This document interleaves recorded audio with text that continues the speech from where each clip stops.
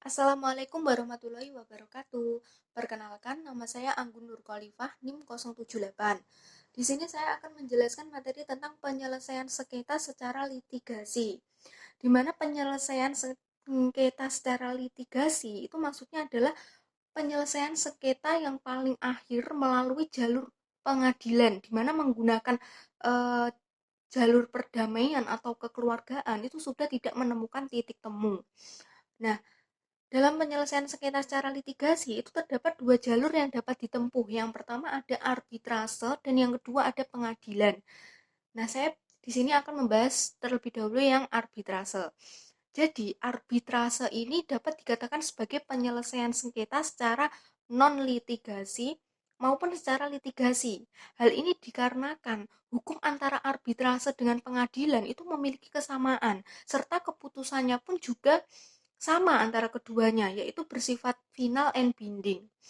Nah, badan badan arbitrase di Indonesia itu memiliki beberapa lembaga, diantaranya yaitu ada Badan Arbitrase Nasional Indonesia atau BANI, lalu ada Badan Arbitrase Pasar Modal Indonesia atau BAPMI, lalu ada Basarnas atau Badan Arbitrase Syariah Nasional, lalu ada P3BI atau Panitia Penyelesaian Perselisihan Bisnis Indonesia. Nah, selanjutnya yang kedua itu adalah pengadilan.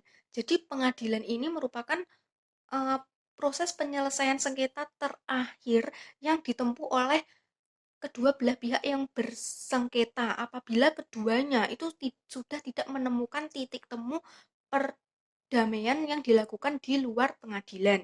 Nah, dalam proses ini itu nantinya pengadilan akan mengadili kedua belah pihak yang bersengketa tersebut sesuai dengan aturan hukum yang ada, dan setiap pihak yang bersengketa itu untuk menyiapkan berkas atau dokumen atau permasalahan yang akan diajukan ke pengadilan.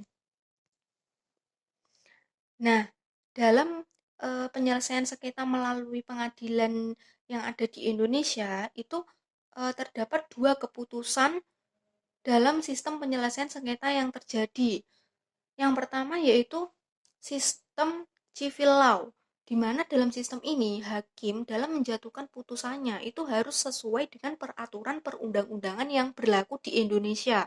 Sehingga hakim itu tidak boleh menjatuhkan putusannya di luar peraturan perundang-undangan yang telah ditetapkan. Yang kedua yaitu sistem common law, di mana dalam sistem ini hakim dalam menjatuhkan putusannya itu tidak hanya melihat dari peraturan perundang-undangan yang telah ditetapkan saja, tetapi juga bisa berdasarkan aspek sosialnya. Itu tadi materi yang bisa saya sampaikan. Terima kasih. Wassalamualaikum warahmatullahi wabarakatuh.